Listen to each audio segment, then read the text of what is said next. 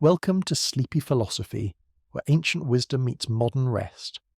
Tonight, we're embarking on a gentle journey through the mind of perhaps history's most fearless philosopher, a man who chose death over compromise, who questioned everything, including his own beliefs, and who discovered that the secret to living without fear isn't what most people think it is. This is the story of Socrates and his remarkable approach to conquering the anxieties that keep us awake at night. Now, I do hope this exploration isn't too stimulating for those seeking sleep, but if you find yourself still alert by the time we reach Socrates' final moments in the Athens prison cell, well, at least you'll drift off with some profound insights about courage, wisdom, and the art of living fearlessly. Before we begin, if you enjoy these philosophical wanderings that help ease you into peaceful slumber, a gentle like and subscribe would mean the world, and I'm always curious, where in the world are you listening from tonight? Let me know in the comments, along with your local time. There's something beautifully connective about sharing these timeless ideas across continents and time zones. So settle in, perhaps you're already comfortable in bed, the day's worries beginning to fade. Take a slow breath, and let's travel back to ancient Athens, where a peculiar man with a snub nose and penetrating questions was about to revolutionize how humanity thinks about fear, courage, and the examined life. Picture Athens in the 5th century BCE. The city buzzes with merchants, philosophers, politicians, and artists.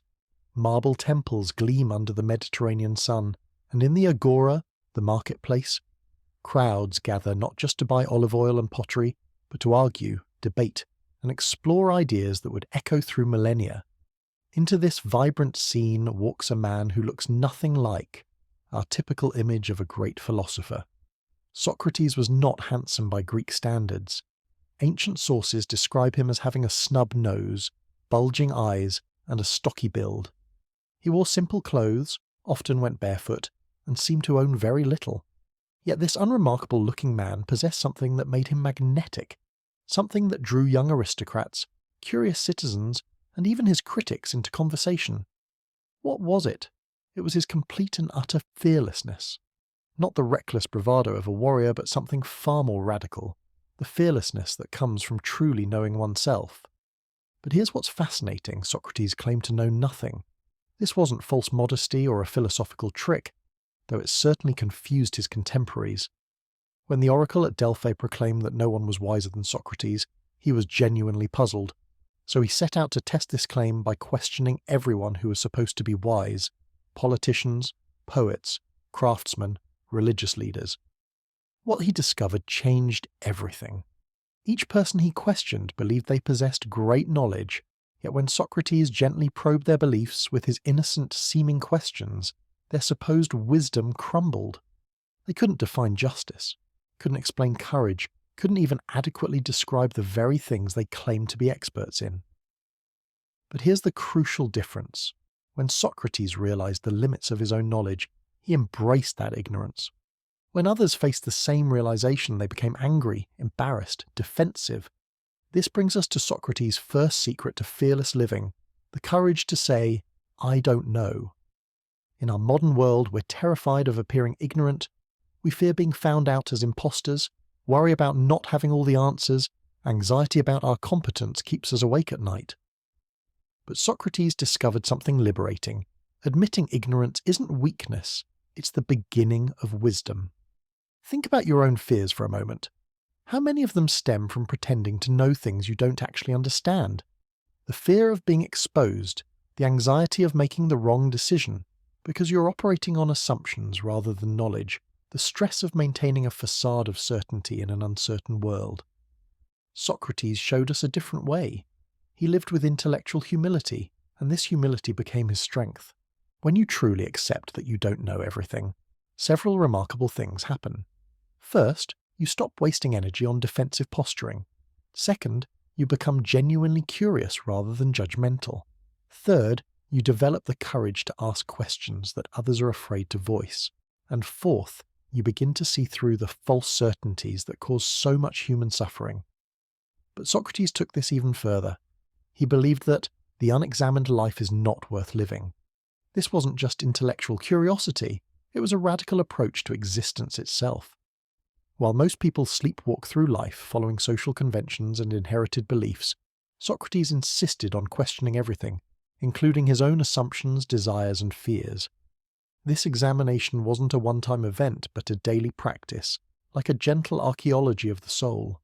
Each day, Socrates would dig a little deeper into his own motivations, beliefs, and reactions. He would ask himself, why do I believe what I believe? What am I afraid of and why? What do I really value? And are these values truly mine or simply inherited from my culture? This brings us to his second secret, the practice of philosophical introspection. But this wasn't the kind of navel-gazing self-obsession we sometimes see today. Socratic self-examination was rigorous, honest, and ultimately liberating. By understanding the roots of his fears, Socrates could address them rationally rather than being controlled by them. Consider how this might apply to your own nighttime anxieties. Instead of letting worries spiral unchecked, what if you approach them with Socratic questioning? When anxiety arises, instead of fighting it or being overwhelmed by it, you might ask, what exactly am I afraid of here? Is this fear based on knowledge or assumption? What would happen if this fear came true? Am I confusing what I can control with what I cannot? This kind of gentle questioning doesn't make fears disappear instantly, but it does something more valuable. It transforms your relationship with fear from reactive to reflective. Fear loses much of its power when you examine it closely, like a monster that shrinks when you shine a light on it. Socrates also understood something profound about the nature of courage. Most people think courage means the absence of fear, but Socrates knew better. True courage isn't about not being afraid, it's about acting in accordance with your values despite your fears. This insight came from his own experience as a soldier. Yes, this philosopher was also a warrior. Socrates served with distinction in the Peloponnesian War, showing remarkable bravery in battle. But his courage wasn't limited to the battlefield. In peacetime he displayed a different kind of bravery, the courage to stand up for his principles even when it was dangerous, unpopular, or inconvenient. When the Athenian assembly wanted to illegally try a group of generals as a single unit, Socrates, who happened to be presiding that day, refused to put the motion to a vote. This was despite intense pressure and threats from the angry crowd. Later, when the 30 tyrants ordered him to arrest an innocent man, Socrates simply went home instead of following the unjust command. He knew this defiance could cost him his life, but he did it anyway. This is Socrates' third secret, aligning your actions with your deepest values regardless of external pressures. How often do we compromise our principles because we are afraid of disapproval, financial loss, or social rejection? How much anxiety stems from this constant internal conflict between what we believe is right and what we actually do? Socrates showed us that fearless living isn't about being reckless or insensitive to consequences. It's about being so clear on your fundamental values that external pressures become less threatening. When you know who you are and what you stand for, other people's opinions lose their power to terrorize you. But perhaps most remarkably, Socrates applied this fearless approach to the ultimate fear, death itself. When he was 70 years old, he was brought to trial on charges of corrupting the youth and impiety. The trial was really about his philosophical activities. His persistent questioning of authority and convention had made him too many enemies. Even during the trial, Socrates remained true to his principles. Instead of begging for mercy or promising to stop philosophizing, he defended his way of life. He told the jury that if they offered to acquit him on the condition that he stop examining life and questioning people, he would refuse. "I shall never cease from the practice and teaching of philosophy," he declared, exhorting anyone whom I meet and saying to him, "Are you not ashamed of caring for the acquisition of wealth and reputation and honor, when you neither care nor take thought for wisdom and truth and the improvement of the soul?" This wasn't arrogance or stubbornness. It was the ultimate expression of fearless living. Socrates had examined his life so thoroughly that he knew exactly what mattered most to him. Philosophy, the pursuit of wisdom, the improvement of souls, these weren't just intellectual interests, they were his life's purpose, and he would rather die than abandon that purpose. The jury voted to condemn him to death. Even then, Socrates remained calm. In his final speech, he reflected on what death might be. Perhaps he suggested death is like a dreamless sleep, peaceful and restful, or perhaps it's a journey to another place where he could continue his philosophical conversations with great figures from the past. Either way, he saw no reason to fear it. This brings us to Socrates' fourth secret, and perhaps his most profound one: the recognition that our deepest fears often rest on assumptions we've never properly examined. Most people fear death because they assume it's terrible, but Socrates pointed out that we don't actually know what death is like. So why fear something that might actually be neutral or even pleasant? This principle extends far beyond mortality. How many of our daily fears are based on untested assumptions? We fear failure without examining what failure really means. We fear rejection without considering that some rejections might actually be blessings. We fear change without acknowledging that some changes lead to better circumstances. Socrates lived his final month in prison with remarkable serenity. His friends visited him daily, and their conversations, recorded by Plato, reveal a man completely at peace with his fate. He spent his time discussing philosophy, creating a hymn to Apollo, and even learning to play a musical instrument. This wasn't denial or resignation. It was the natural result of a life lived with complete authenticity and careful self-examination. On his final day, when offered the chance to escape, Socrates declined. His friend Crito had arranged everything, bribed the guards, prepared a safe house in another city. But Socrates reasoned that escaping would betray everything he had taught about living according to justice and law. Even unjust laws, he argued, were better than no laws at all. To flee would be to abandon his principles at the very moment when they mattered most. As evening approached and the time came to drink the hemlock, Socrates' friends wept, but he remained calm. He comforted them, discussing the immortality of the soul and the philosopher's proper attitude toward death. His last words, according to Plato, were a request to offer a rooster to Asclepius, the god of healing, suggesting that death was a cure for the ailments of life. But what does this ancient story mean for us today? Lying here in the quiet of our modern bedrooms, perhaps wrestling with very different fears than those faced by a classical philosopher. The answer lies not in the specific circumstances of Socrates' life, but in the principles he discovered through his relentless self-examination and his commitment to living authentically. Socrates showed us that fearless living isn't about the absence of fear, but about a different relationship with fear itself. When we truly know ourselves, when we align our actions with our deepest values, when we question our assumptions and embrace our ignorance, fear transforms from a tyrant into a teacher. Think of the fears that visit you in the quiet hours, those worries that seem to grow stronger in darkness. Perhaps it's anxiety about tomorrow's presentation, concern about a relationship that feels uncertain, or that deeper dread about whether you're living the life you truly want. Socrates would approach these midnight visitors not as enemies to be fought, but as puzzles to be solved through gentle inquiry. His method was deceptively simple, yet profoundly transformative. Instead of accepting fear at face value, he would engage it in conversation. "What exactly are you telling me?" he might ask his anxiety. "What do you want me to understand?" This wasn't positive thinking or denial, but a genuine curiosity about the message hidden within the fear. Let's imagine Socrates facing a modern worry, perhaps the fear of not being good enough at work. Rather than spiraling into self-doubt or frantically trying to prove his worth, he would begin his characteristic questioning. What does good enough actually mean? Who decides this standard? Is my fear based on actual evidence of inadequacy, or on assumptions about what others might think? And if I'm not good enough today, does that mean I cannot become better tomorrow? Through this process, something remarkable happens.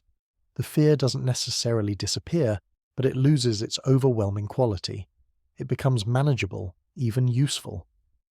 Socrates discovered that most fears, when examined closely, are either based on false assumptions or pointing toward areas where we might grow. The fear of not being good enough, for instance, might reveal a deep desire for excellence that, properly channeled, becomes motivation rather than paralysis. This brings us to Socrates' fifth secret, the understanding that wisdom begins with recognizing the difference between what we can control and what we cannot.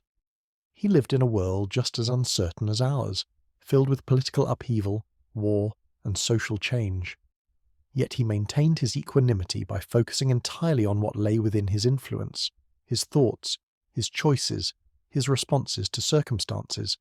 When the Athenian democracy sentenced him to death, Socrates could not control that decision, but he could control how he responded to it. He could choose to face death with dignity, to use his final days for meaningful conversation, to remain true to his principles even under ultimate pressure. This focus on what he could control gave him a kind of freedom that external circumstances could not touch. Consider how this principle might transform your own relationship with worry. How much of your anxiety centers on things completely outside your control? The weather, other people's opinions, economic conditions, aging, the past, the distant future. Socrates would gently suggest that energy spent worrying about the uncontrollable is energy wasted, energy that could be redirected toward the areas where you actually have influence. But Socrates took this insight even deeper. He recognized that even our emotional responses, while not entirely controllable, are more within our influence than we typically realize. When someone insulted him, which happened frequently given his habit of exposing ignorance, Socrates didn't automatically become angry or defensive. Instead, he would examine the insult, looking for any truth it might contain. If what this person says about me is accurate, he might reflect, then I should be grateful for the correction. If it's inaccurate, then it says more about them than about me, and there's no reason to be disturbed. This wasn't emotional suppression, but emotional intelligence, the ability to pause between stimulus and response, to choose his reaction based on reason rather than impulse. This pause, this space between what happens to us and how we respond, is where true freedom lives. It's also where fearless living becomes possible. When you're not at the mercy of every emotional wave that crashes over you, when you can observe your feelings with the same curiosity Socrates brought to his thoughts, you discover a kind of inner stability that external circumstances cannot shake. But perhaps Socrates' most radical insight was about the nature of happiness itself. While his contemporaries chased wealth, status, and pleasure, Socrates argued that true happiness, what the Greeks called eudaimonia, came from something entirely different: the cultivation of virtue and the pursuit of wisdom. This wasn't virtue in the narrow moralistic sense we sometimes associate with the word today. For Socrates, virtue was excellence of character, the development of qualities like courage, justice, temperance, and wisdom. These weren't abstract ideals, but practical skills that made life more fulfilling and less fearful. Courage, for instance, wasn't just battlefield bravery, but the everyday willingness to face difficult truths about oneself and one's circumstances. Justice wasn't merely following laws, but treating others with fairness and respect even when it was inconvenient. Temperance wasn't joyless self-denial, but the wisdom to know when enough was enough, when to say yes and when to say no. When you build your life around these internal qualities rather than external achievements, something remarkable happens. Your sense of worth becomes less dependent on circumstances beyond your control. You can lose your job without losing your identity, face criticism without being crushed, encounter setbacks without losing hope. Because your deepest source of satisfaction comes from who you're becoming, not from what you're accumulating. This shift in focus from external to internal, from having to being, lies at the heart of fearless living. When your happiness depends on stock prices, other people's approval, or perfect health, you live in constant anxiety because these things are fragile and temporary. But when your contentment flows from your character, from your commitment to growth and virtue, you become much more resilient. Socrates demonstrated this resilience throughout his life. He lived simply, not from poverty but from choice, recognizing that the pursuit of luxury often becomes a kind of slavery. He remained married to Xanthippe, who was known for her difficult temperament, not from resignation but from his belief that a challenging relationship could teach him patience and understanding. He continued his philosophical inquiries despite making enemies, not from stubbornness, but from his conviction that the examined life was worth living regardless of its social costs. In each case, he chose the path that developed his character over the path that promised easier circumstances. This brings us to Socrates' sixth secret, the recognition that difficulties often contain gifts if we're willing to receive them. Instead of seeing challenges as unfortunate interruptions to happiness, he viewed them as opportunities for growth. A false accusation became a chance to practice integrity. Financial hardship became an opportunity to discover what he truly needed versus what he merely wanted. This perspective doesn't make difficulties pleasant, but it does make them meaningful. When you can find purpose in your struggles, they become more bearable.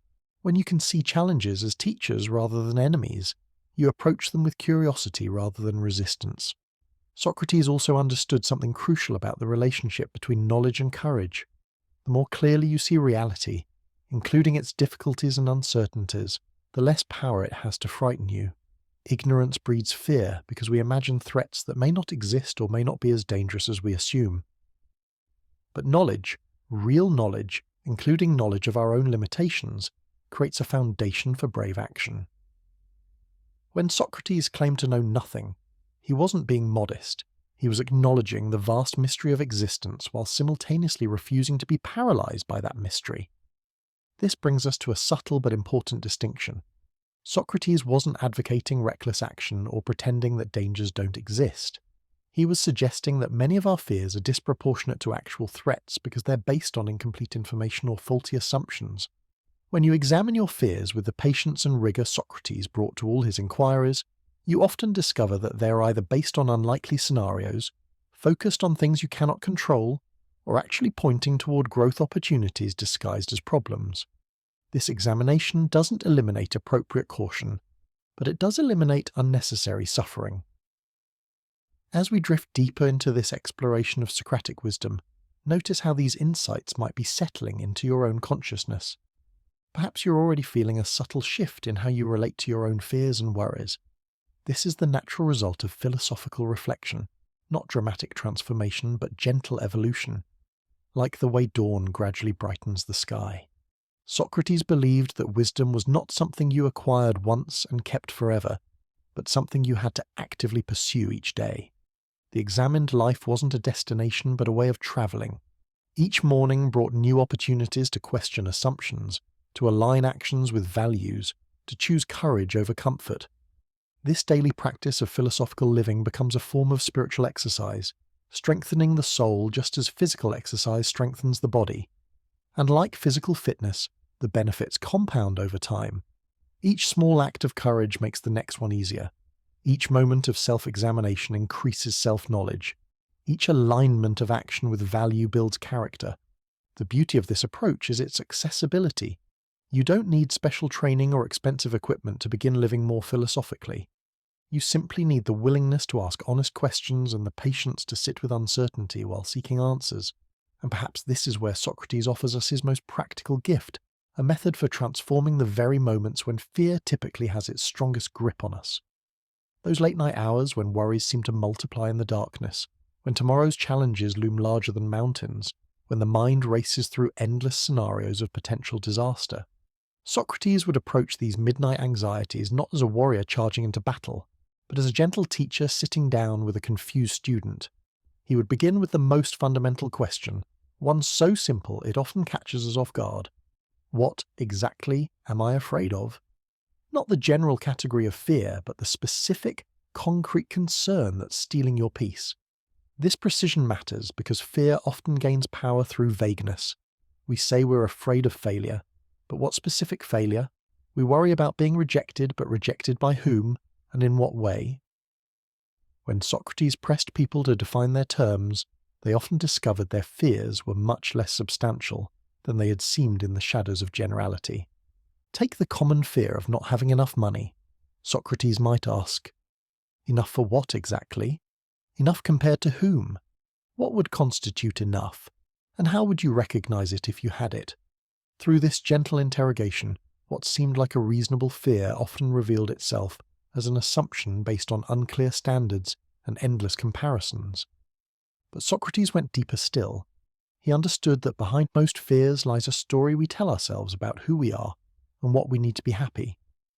These stories, inherited from family, culture, and experience, often go unexamined for entire lifetimes. Yet they shape every decision, every reaction, every moment of contentment or anxiety.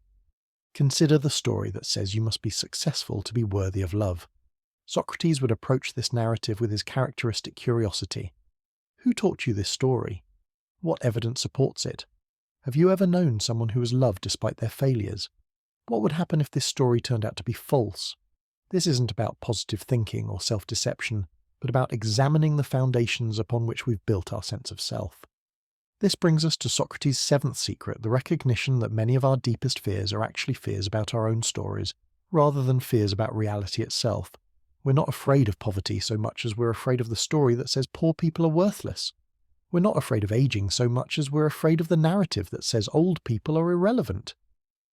When you begin to see these stories as constructions rather than facts, something liberating happens.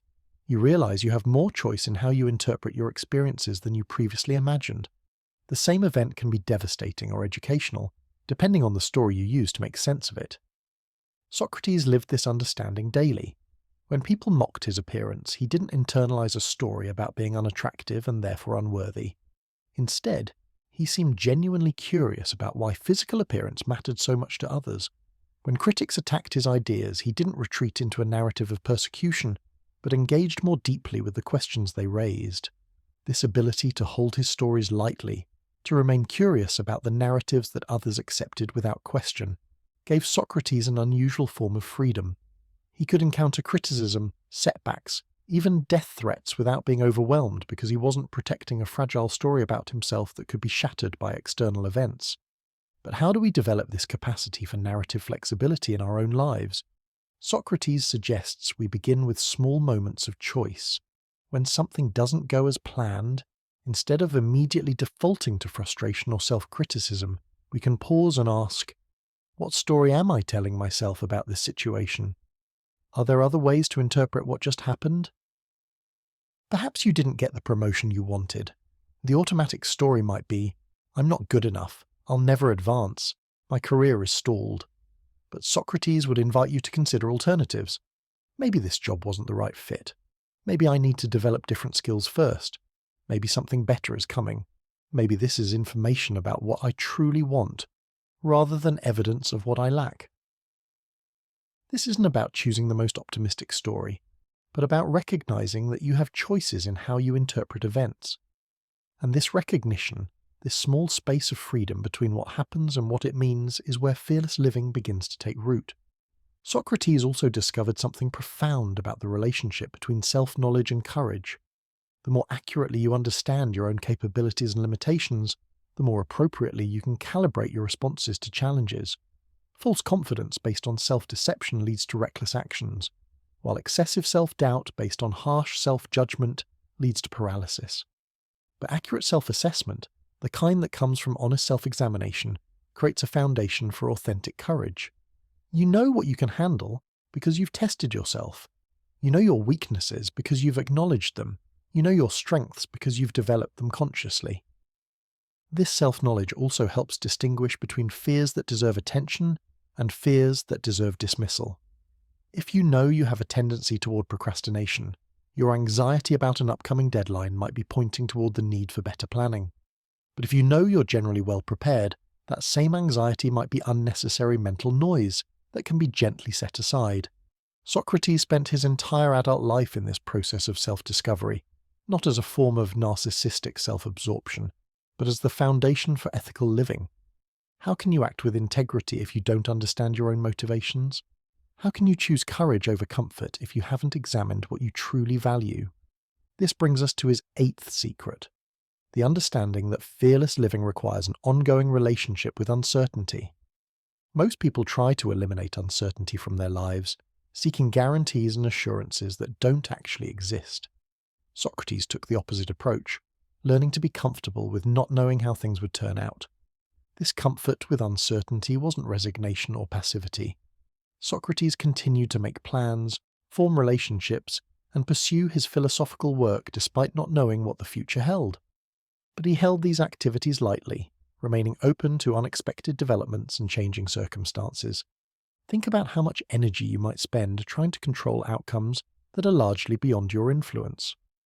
The desire for certainty often leads to anxiety, because certainty is rarely available in the complex interconnected world we actually inhabit. Socrates showed us a different way, acting with commitment while remaining unattached to specific results. This doesn't mean caring less about outcomes, but caring more about the process, the quality of attention and intention you bring to each moment. When your satisfaction comes from doing your best rather than from achieving particular results, you become much more resilient in the face of setbacks and surprises. Socrates also understood that courage is not a feeling, but a choice. You don't wait until you feel brave to act bravely. You act bravely and then discover what courage feels like.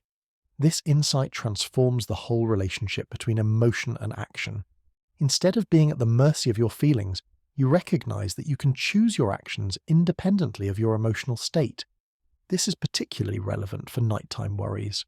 You don't need to feel calm to choose calming thoughts. You don't need to feel confident to take constructive action tomorrow. You don't need to feel secure to act from your values. The feeling often follows the choice rather than preceding it. Consider how this might apply to a specific worry that's been troubling you.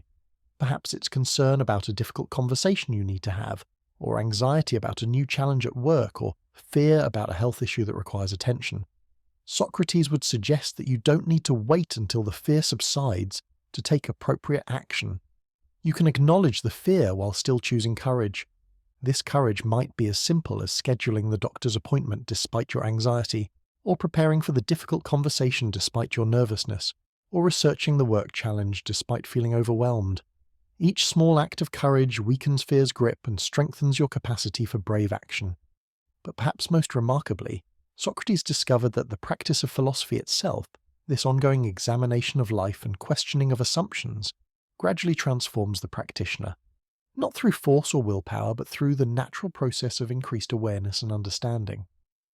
When you regularly examine your thoughts, question your assumptions, and align your actions with your deepest values, you slowly become the kind of person who naturally chooses courage over comfort, wisdom over ignorance, growth over stagnation. It's not that you eliminate fear, but that you develop a different relationship with it. Fear becomes information rather than command, a signal to pay attention rather than a reason to retreat. Anxiety transforms from an enemy, to be fought into a teacher, to be consulted. Uncertainty shifts from a problem to be solved into a condition to be navigated with grace and curiosity. This transformation doesn't happen overnight, and it's never complete. Even Socrates continued learning and growing right up until his final day. But the direction is clear, toward greater freedom, deeper wisdom, and more authentic courage. The path itself becomes the destination, and the journey becomes its own reward. As we continue to explore these ancient insights, you might notice how they're already beginning to work in your consciousness. Perhaps some worry that seemed overwhelming earlier now appears more manageable. Maybe a fear that felt solid and permanent now seems more like a question waiting to be explored. This is the natural result of philosophical attention, the gentle dissolving of illusions that have outlived their usefulness. Socrates believed that this kind of transformation was available to anyone willing to engage in honest self-examination. You don't need special talents or favorable circumstances. You simply need the willingness to question what you've always assumed and the courage to live according to what you discover. And here, in the quiet of your evening rest, surrounded by the familiar comforts of your own space, you have everything you need to begin this ancient practice of fearless living. The same questions that guided Socrates through the streets of Athens can guide you through the landscape of your own consciousness, leading not to easy answers but to deeper questions, not to false certainties but to authentic courage. The wisdom of Socrates isn't preserved in marble statues or ancient texts, but in the living practice of examined life. Each moment of honest self-reflection, each choice to act from your values rather than your fears, each question that leads to greater understanding continues the conversation that began in that Athenian marketplace over 2 millennia ago. Tonight, as we settle deeper into our exploration of Socratic wisdom, let's turn our attention to perhaps his most practical teaching, the art of questioning that leads to inner peace. Picture Socrates in his final weeks, not as a man facing execution with grim resignation, but as someone who had discovered something remarkable about the nature of mental suffering. He had learned that most of our psychological pain comes not from our circumstances, but from our unexamined thoughts about those circumstances. In the dim light of his prison cell, as his friends gathered around him each day, Socrates continued to demonstrate what he'd spent his lifetime teaching, that the mind, when properly trained, could find tranquility even in the most challenging situations. This wasn't denial or spiritual bypassing, but the result of decades spent learning to observe his own thoughts, with the same detached curiosity he brought to philosophical discussions. Consider how this might transform your own relationship with worry. Most of us, when anxious thoughts arise, either fight them desperately or get swept away by them completely. Socrates discovered a third option, treating thoughts as interesting phenomena to be examined rather than absolute truths to be believed or enemies to be defeated. When a fearful thought entered his mind, he would greet it like a curious visitor. "Ah," he might say to himself, "here's an interesting thought. It says I should be terrified about tomorrow's outcome. Let me examine this visitor more closely. What assumptions is it making? What evidence does it offer? What would happen if I simply observed it without necessarily believing it?" This gentle investigation often revealed that thoughts, even very convincing ones, were far less substantial than they initially appeared. This brings us to Socrates' ninth secret, the understanding that we are not our thoughts. This insight, revolutionary in his time and still profound today, suggests that there is a part of you that can observe your thinking without being consumed by it. Just as you can watch clouds passing through the sky without becoming the clouds, you can notice thoughts moving through your consciousness without identifying completely with their content. This perspective creates what we might call sacred space within the mind, a place of stillness from which you can witness the constant chatter of mental activity without being overwhelmed by it. From this inner sanctuary, even the most troubling thoughts lose much of their power to disturb your peace.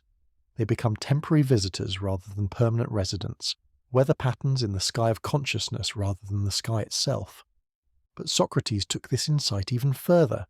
He recognized that this observing presence, this inner witness that can watch thoughts without being captured by them, is perhaps the closest thing we have to our true self. It's the part of you that remains constant while everything else, thoughts, emotions, circumstances, changes. This recognition brought him tremendous comfort, especially as he faced the dissolution of his physical form. In practical terms, this means that when you're lying awake at night, caught in spirals of anxious thinking, you can step back into this witnessing presence and observe the worried thoughts without being swept away by them.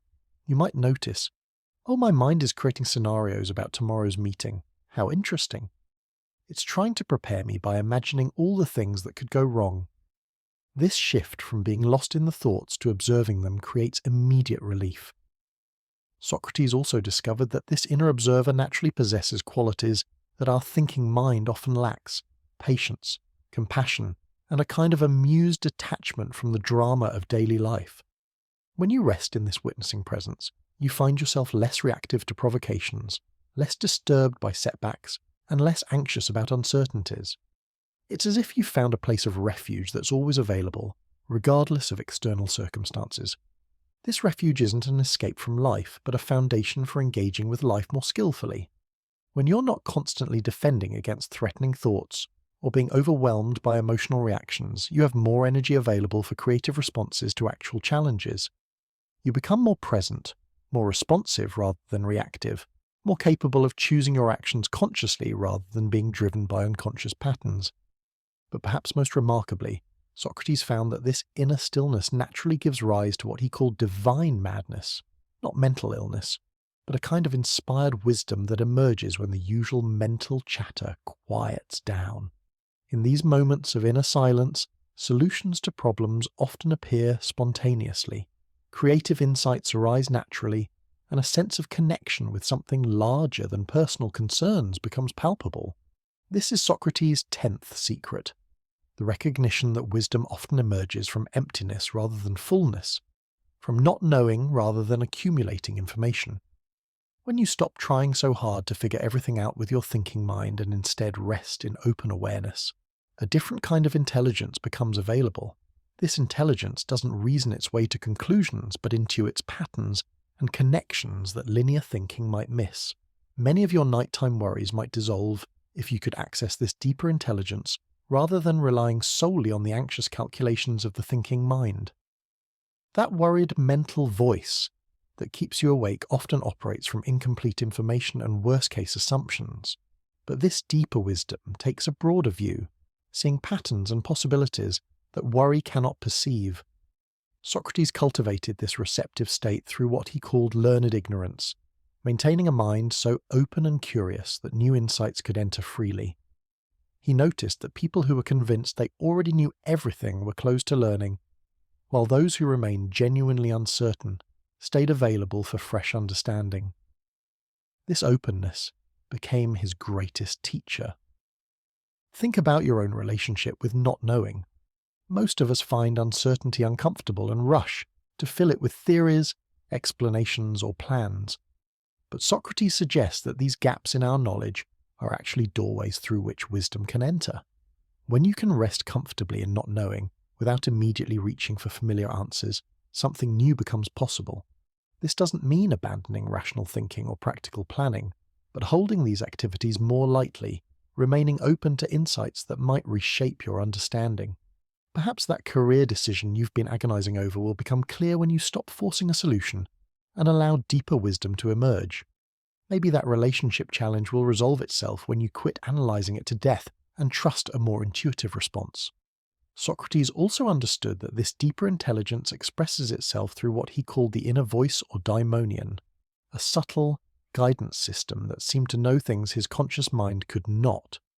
This wasn't a dramatic otherworldly experience, but a quiet sense of rightness or wrongness about certain actions. Modern people might call it intuition, gut feeling, or inner knowing. This inner guidance never told Socrates what to do, but it would sometimes warn him what not to do. Before making important decisions, he would quiet his mind and listen for this subtle signal. If he felt a sense of contraction or unease about a particular course of action, he would reconsider. If he felt expansion and alignment, he would proceed with confidence. Learning to distinguish between the voice of anxiety and the voice of genuine inner guidance becomes crucial for fearless living. Anxiety tends to be urgent, repetitive, and focused on potential disasters. True inner guidance is usually quiet, clear, and oriented toward growth and integrity. Anxiety contracts your world, while authentic guidance expands it. This brings us to Socrates' 11th secret, the practice of what he called soul listening, regularly creating space for this deeper intelligence to communicate. Just as you might schedule time for exercise or work, Socrates made time for inner stillness, for listening beneath the surface chatter of daily concerns to the quieter voice of wisdom. In our modern world, this might translate to brief moments of meditation, contemplative walks, or simply sitting quietly without agenda, creating space for insights to arise naturally. You don't need elaborate spiritual practices or special techniques, just the willingness to pause regularly and listen inward with genuine curiosity. During these quiet moments, instead of trying to solve problems or make decisions, you simply rest in open awareness, allowing whatever wants to emerge from the depths of consciousness to surface naturally. Sometimes insights come, sometimes just peace, sometimes nothing obvious happens, but over time, this practice develops your capacity to access inner wisdom when you most need it. Socrates found that this deeper intelligence was particularly accessible during times of difficulty or uncertainty. When his usual strategies weren't working, when logic reached its limits, when he felt genuinely lost, he would turn inward and wait for guidance to emerge.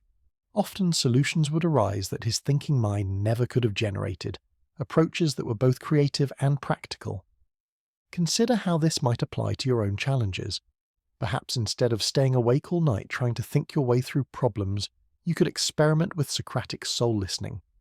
After acknowledging your concerns and doing whatever practical planning is possible, you might simply rest in open awareness, trusting that deeper wisdom is available if you create space for it. This trust in inner guidance doesn't mean becoming passive or abandoning personal responsibility. Socrates remained actively engaged with life, pursuing his philosophical work, maintaining relationships, and fulfilling his civic duties. But he held these activities within a larger context of trust in a wisdom greater than his personal understanding. This larger wisdom seemed to operate through what he called divine providence, not a personal deity who managed every detail, but an intelligent principle that wove individual lives into a meaningful larger pattern. Socrates felt himself to be a participant in this cosmic intelligence, rather than an isolated individual struggling alone against chaotic circumstances. From this perspective, even difficulties and setbacks could be seen as part of a larger design that his limited personal perspective couldn't fully comprehend. This didn't make him fatalistic or passive, but it did give him tremendous equanimity in the face of uncertainty. He could act decisively while remaining unattached to outcomes, trusting that his sincere efforts were part of something larger than his personal agenda. This brings us to Socrates' 12th secret, the cultivation of what he called philosophical faith, not blind belief in dogmatic teachings, but trust in the fundamental intelligence and benevolence of existence itself. This faith wasn't based on wishful thinking, but on his direct experience of inner guidance and his observation of the hidden order that seemed to operate beneath surface appearances. When you develop this kind of philosophical faith, many fears naturally subside. You're still appropriately cautious about real dangers, but you're not constantly anxious about imaginary threats. You can face uncertainties with curiosity rather than dread, because you trust that existence itself is fundamentally supportive of your growth and well-being. This doesn't mean that life becomes easy or that difficult experiences disappear, but that you develop confidence in your ability to navigate whatever arises. You know from experience that challenges often contain hidden gifts, that apparent disasters sometimes lead to unexpected opportunities, that the intelligence of life often works in ways your personal mind cannot anticipate.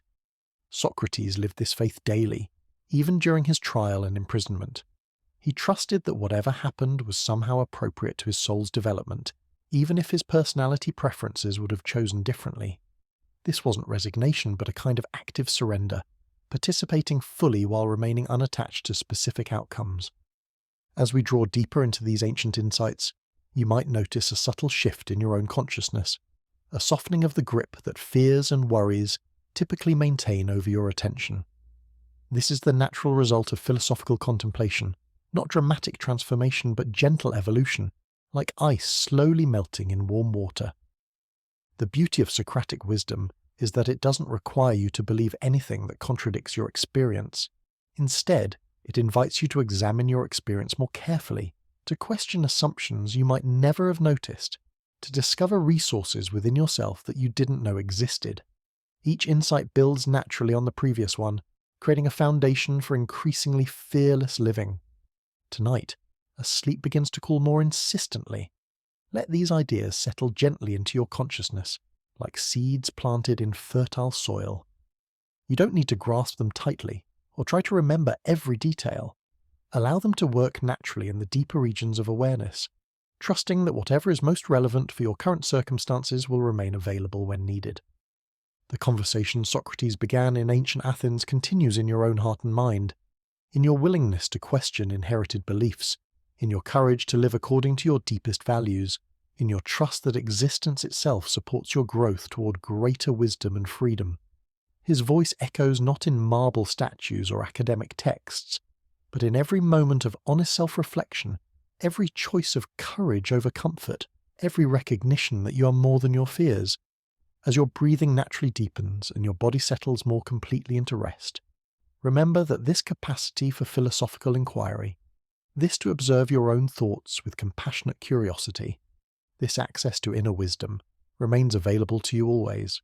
It doesn't depend on perfect circumstances or special knowledge, but simply on your willingness to pause, to listen, to question gently, and to trust what emerges from the depths of your own authentic knowing.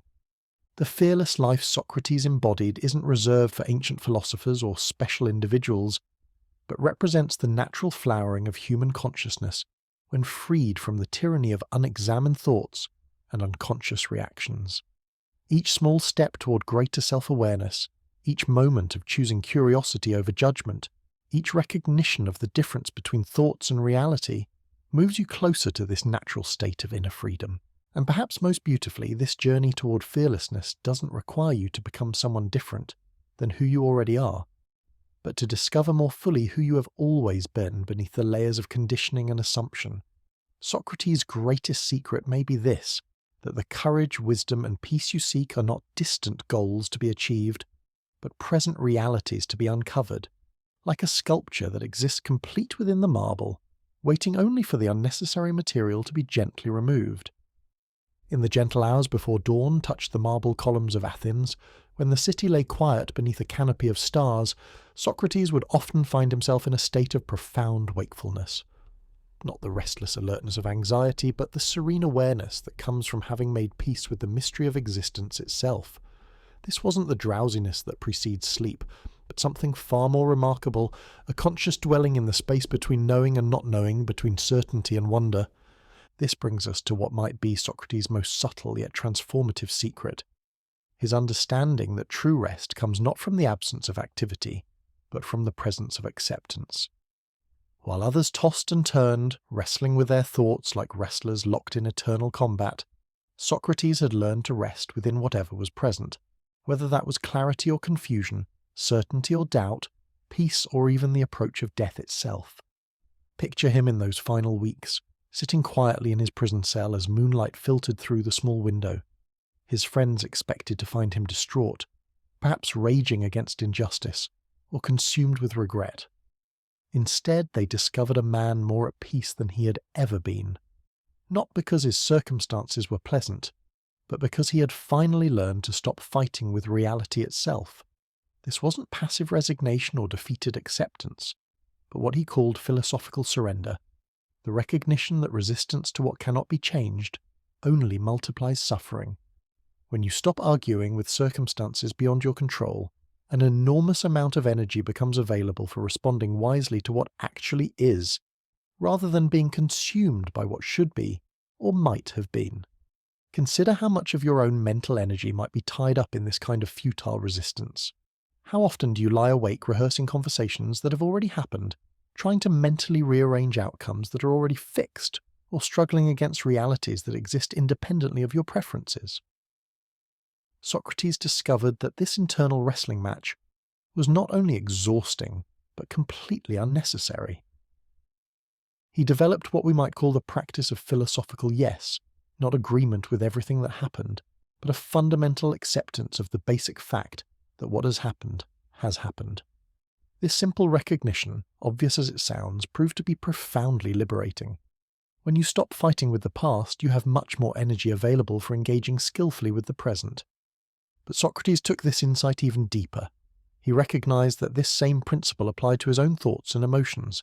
Instead of trying to control what arose in his consciousness, he learned to welcome whatever appeared with curiosity and kindness. Anxious thoughts were greeted like old friends who had something important to communicate. Difficult emotions were received like messengers carrying valuable information about his deeper needs and values. This brings us to his 13th secret, the art of emotional hospitality. Rather than dividing his inner experience into welcome and unwelcome visitors, Socrates learned to treat all aspects of consciousness with the same gracious attention he brought to philosophical conversation. Fear was invited to speak its piece. Anger was asked to explain its concerns. Sadness was encouraged to share its wisdom. This approach transforms your entire relationship with difficult emotions. Instead of being overwhelmed by them or trying desperately to escape them, you become curious about what they're trying to tell you. Fear, for instance, might be pointing towards something that needs your attention or protection. Anger might be revealing a boundary that's been crossed or a value that's being threatened. Even sadness often carries information about what matters most deeply to you. When emotions are welcomed rather than resisted, something remarkable happens. They tend to move through your system more naturally, like weather patterns that arise, express themselves fully, and then dissolve without leaving lasting disturbance. It's the resistance to emotions, not the emotions themselves, that tends to create the most suffering. Socrates noticed this pattern not only in his own inner life, but in his interactions with others. When someone approached him with anger or criticism, instead of becoming defensive or counterattacking, he would become genuinely curious about their experience. What had led them to this emotional state? What were they trying to protect or achieve? This curiosity often diffused conflicts that might have escalated into bitter arguments. This practice of emotional curiosity extends beautifully into nighttime anxiety. Instead of fighting with worried thoughts or trying to force yourself to feel calm, you might experiment with Socratic hospitality toward your own restless mind. "Welcome, anxiety," you might say gently. "I see you're here with some concerns. What are you trying to tell me? What do you need me to understand?" Often, this kind of friendly attention reveals that anxiety is actually trying to help, albeit in an unskillful way. It might be attempting to prepare you for challenges, protect you from disappointment, or alert you to something that needs your attention. When you understand anxiety's positive intention, you can address its concerns more directly, while gently redirecting its energy toward more constructive channels. Socrates also discovered that this practice of inner hospitality naturally cultivates what he called the friendly mind, a quality of consciousness that approaches all experience with warmth and interest, rather than judgment and resistance. This friendly awareness doesn't discriminate between pleasant and unpleasant experiences, but meets everything with the same quality of kind attention.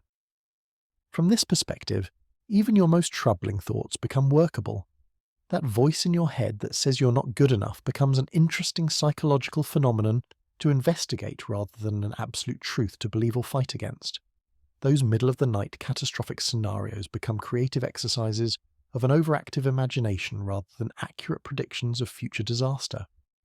This shift from adversarial to friendly relationship with your own consciousness creates the foundation for what Socrates called philosophical sleep, not necessarily physical slumber, but a quality of rest that's available even during waking hours.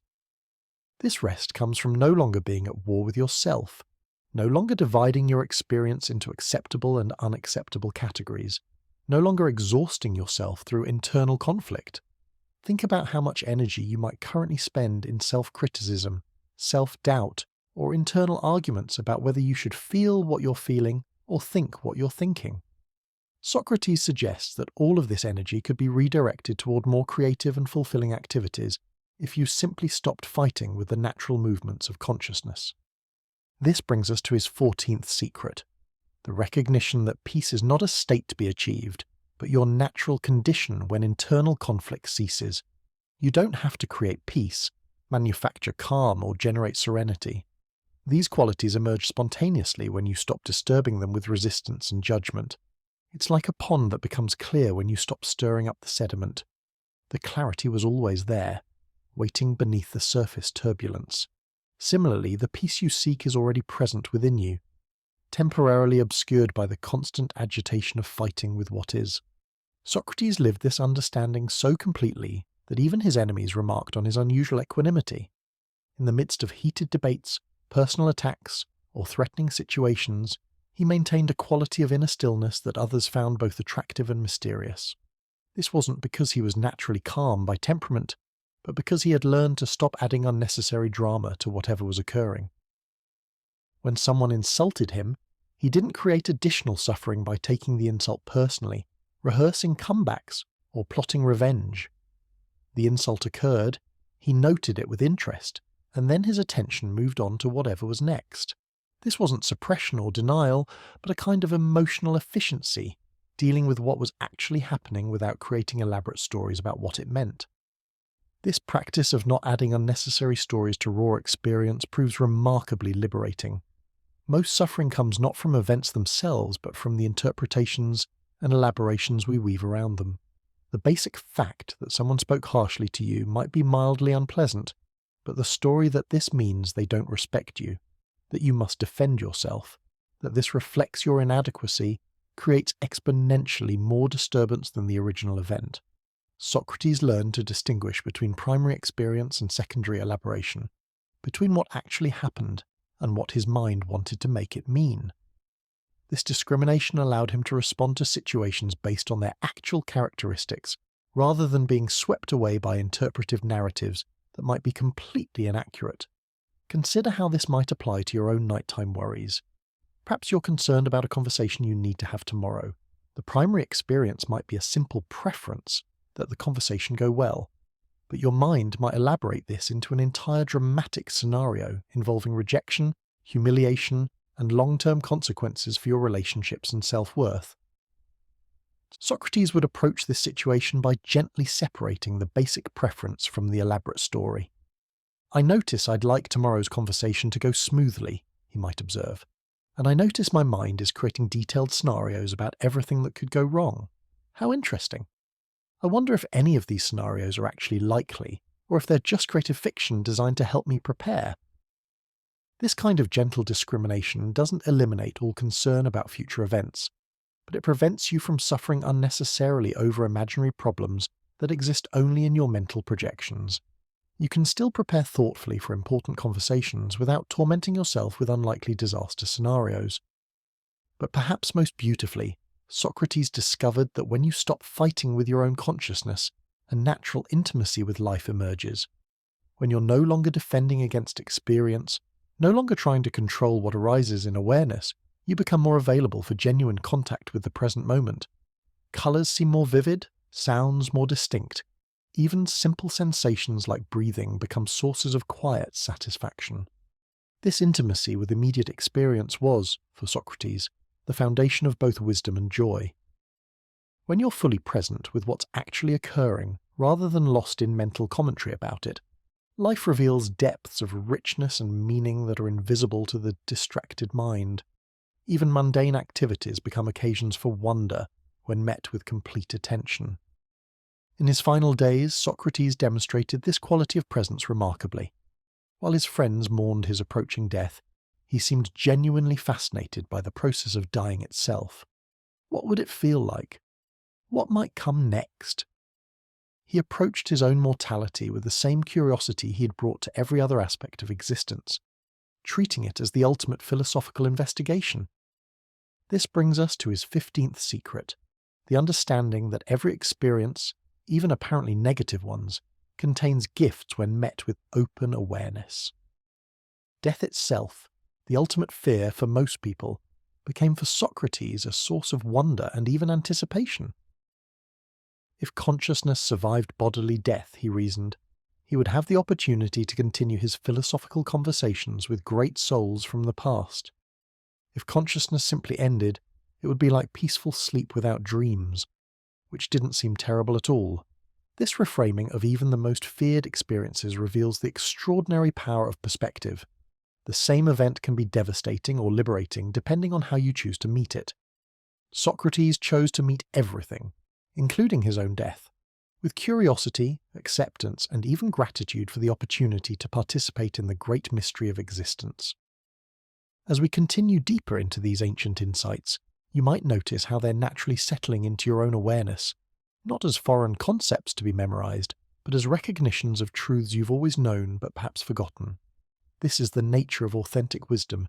It doesn't impose itself from outside, but awakens what's already present within your own deepest understanding. The practices Socrates developed, this gentle questioning, this emotional hospitality, this friendly awareness, this discrimination between experience and interpretation, these aren't techniques to be mastered, but natural capacities to be remembered and embodied. Each moment of honest self-reflection, each choice to meet experience with curiosity rather than resistance, each recognition of the peace that's always available when internal conflict ceases strengthens these innate capacities. And perhaps most remarkably, these insights begin to transform not only your inner experience, but your relationships with others. When you're no longer at war with yourself, you naturally become less defensive and reactive in your interactions. When you've learned to welcome difficult emotions in yourself, you become more spacious for others' emotional expressions.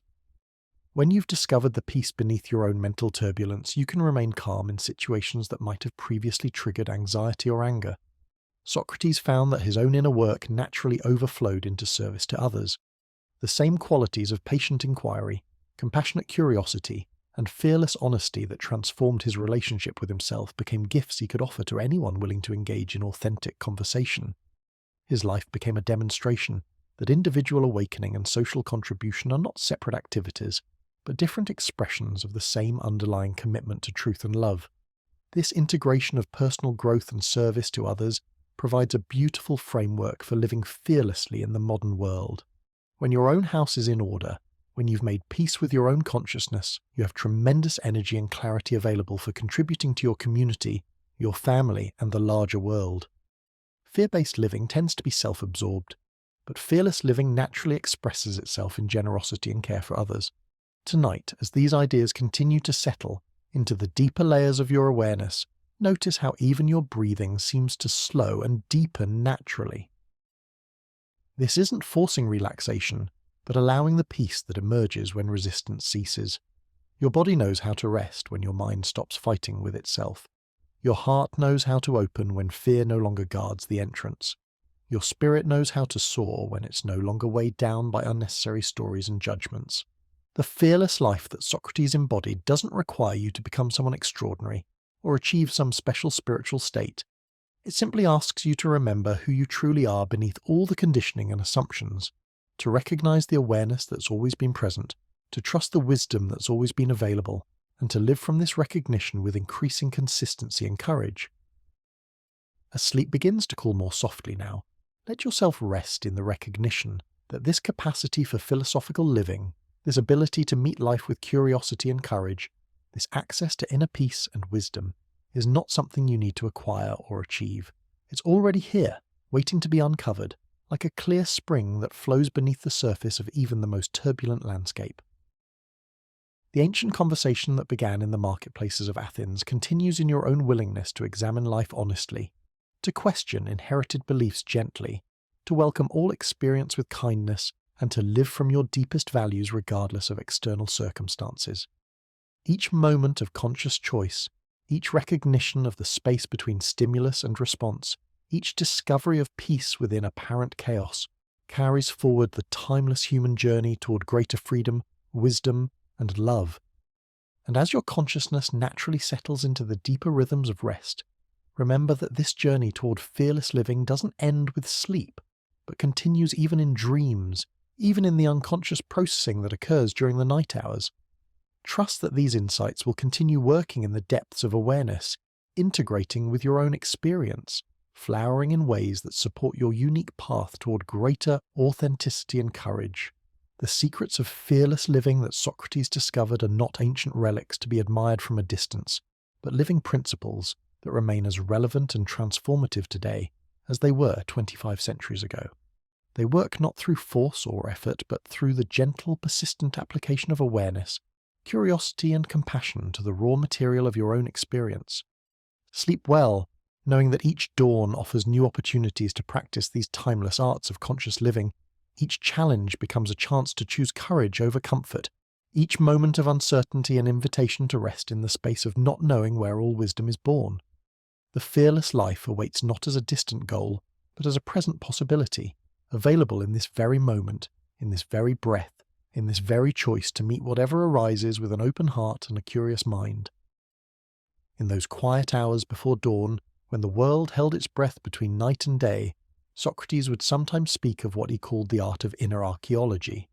Just as scholars carefully excavate ancient ruins, brushing away centuries of accumulated dust to reveal the treasures beneath, he believed we must gently excavate our own consciousness to uncover the wisdom that lies buried under layers of habit, assumption, and cultural conditioning.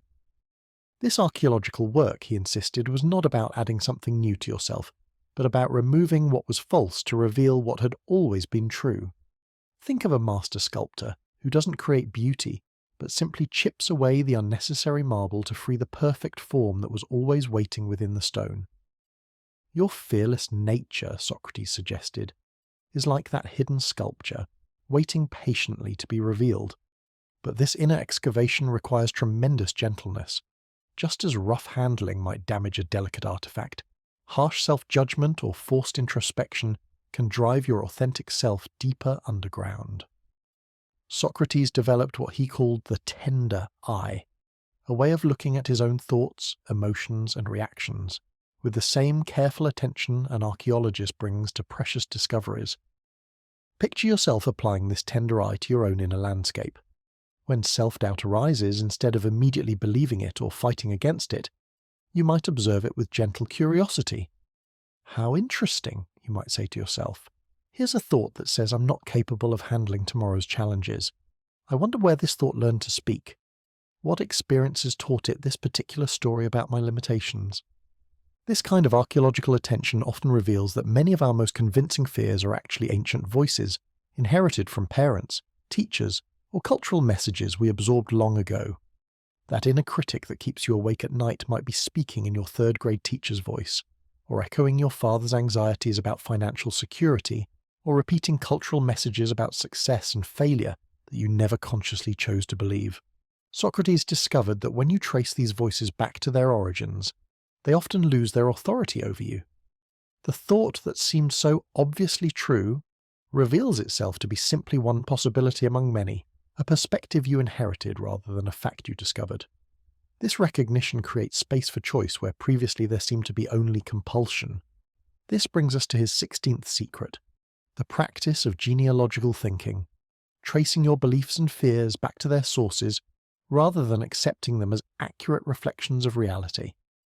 When anxiety about the future grips your mind, you might ask, whose voice is this really? What experiences or influences taught me to imagine catastrophe so vividly? Is this fear based on my actual current circumstances, or am I living in the shadow of someone else's trauma or worry? This genealogical investigation doesn't dismiss all concerns as mere conditioning, but it helps you distinguish between fears that deserve your attention and fears that are simply echoes from the past. Your anxiety about that medical test might contain both legitimate concern worth addressing and inherited health anxiety from a grandmother who lived through an era when medical care was primitive and uncertain. When you can separate current reality from inherited anxiety, you respond more appropriately to actual circumstances rather than being overwhelmed by ghosts from the past. This discrimination allows you to take practical steps where action is warranted while releasing unnecessary suffering over imaginary threats. Socrates also noticed that this archaeological process naturally leads to what he called the great forgetting, not amnesia or denial, but the gentle releasing of stories and identities that no longer serve your growth. Just as a tree must shed its leaves to survive winter, conscious beings must periodically release outdated versions of themselves to make space for new growth. Many of the fears that keep you awake at night might be protecting an old version of yourself that no longer exists. Perhaps you're still carrying anxiety from a time when you were less skilled, less experienced, or less supported than you are now. That worried voice might be trying to protect a vulnerable child who needed constant vigilance, not recognizing that you've grown into someone more capable of handling life's challenges. This great forgetting isn't about suppressing memories or pretending difficult experiences never happened, but about releasing your identification with limiting stories about who you are and what you're capable of. You can remember being hurt without continuing to live as a permanently wounded person. You can acknowledge past failures without defining yourself as someone destined to fail. Socrates found this process of identity renovation endlessly fascinating. Each day offered opportunities to notice which aspects of his self-concept were still accurate and useful, and which had become outdated constraints on his growth and freedom. He approached this daily identity review with the same systematic attention others brought to their business accounts or household management. Consider how liberating this perspective might be for your own sense of self. That shy person you believe yourself to be might be protecting you from social risks that are no longer dangerous. That perfectionist who drives you to exhaustion might have been necessary when you were learning basic skills, but could now be relaxed in favor of more balanced approaches to achievement.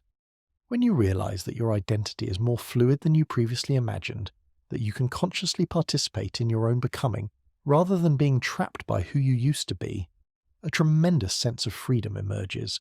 You're not stuck with the personality you inherited or developed in response to childhood circumstances. You can consciously choose which aspects of yourself to cultivate, and which to allow to naturally fade away. This brings us to Socrates' 17th secret, the art of conscious becoming. Instead of thinking of yourself as a fixed entity with permanent characteristics, you begin to see yourself as a dynamic process, constantly evolving in response to new experiences and insights. From this perspective, change isn't something that happens to you, but something you actively participate in with awareness and intention. This shift from being to becoming transforms your relationship with personal growth from a project of self-improvement to a natural expression of life's inherent creativity. You're not trying to fix yourself or become someone better, but simply allowing your authentic nature to unfold more fully, like a flower opening to sunlight. When approached with this spirit of conscious becoming, even your fears and limitations become raw material for transformation, rather than evidence of permanent inadequacy. That social anxiety you've carried for years might be information about your deep desire for authentic connection. That perfectionism that exhausts you might be pointing toward your genuine love of excellence, which could be expressed in more sustainable ways. Socrates lived this understanding so completely that his friends often remarked on his capacity for continuous renewal. Even in his 70s, he maintained the curiosity and openness of someone just beginning to explore life's possibilities. This wasn't because he avoided difficulties or lived in denial of aging, but because he had learned to meet each moment as an opportunity for fresh discovery rather than confirmation of existing patterns. This quality of perpetual freshness, what we might call beginner's mind, naturally dissolves many fears because fear often depends on assuming you know how things will turn out.